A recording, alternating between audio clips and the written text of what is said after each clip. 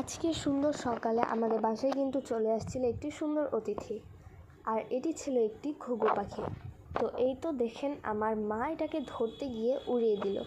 কি আর করার, আজকে কিন্তু একটু বৃষ্টিও ছিল, রোদের মধ্যে বৃষ্টি যেটাকে বলে, হালকা হালকা পড়ছিল।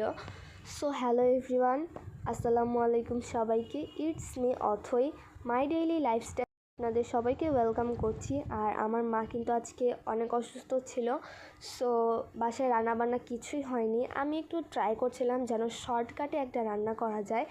তো তার জন্য আমি এখানে ছোট মাছ যেটা আছে সেটা ভিজিয়ে নিয়ে আমি একদম সোজা চলে যাই ছাদে। আর আমাদের ছাদ থেকে কিন্তু চারিপাশটা একদম সবুজ আর সবুজ দেখতে লাগে। তো এরপর যেই কথা সেই কাজ, আমি এখানে পুঁই শাক কাটতে আসছিলাম আমাদের গাছের। তো আমি যেহেতু ছাদে একা এসেছিলাম, তো আমার একটু কাটতে আর এক হাতে ফোন ধরতে প্রবলেম হয়ে যাচ্ছিল। তো তার জন্য আমি এটাকে অফ ক্যামেরায় এই শাকগুলাকে কেটে নিয়েছিলাম। তো আমার শাক কাটা শেষ, এবার চলে যাব সোজা বাসায়।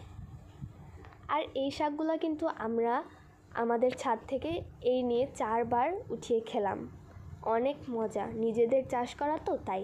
তো এরপর আমি এখানে আলু কেটে নিচ্ছিলাম অনেক কুচি কুচি করে, কারণ আমি আজকে রান্না করব ছোট মাছের চচ্চড়ি। তো এরপর আলুগুলো কেটে পেঁয়াজগুলোকেও কেটে নিলাম।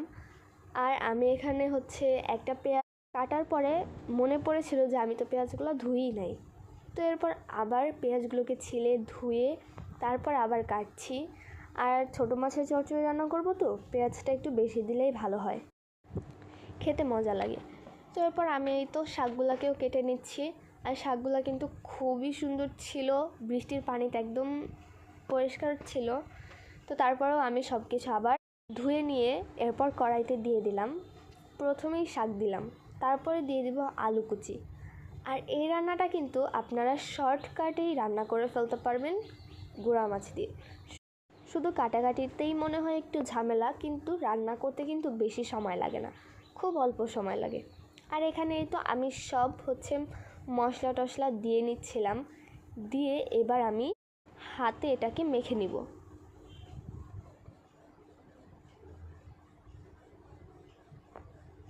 তো হাতে মাখা শেষ, এবার দিয়ে দিব ছোট মাছগুলা। এরপর এগুলাকেও একটু মিশিয়ে নিব হালকা করে। এরপর আমি রান্নাটা দিব বসিয়ে।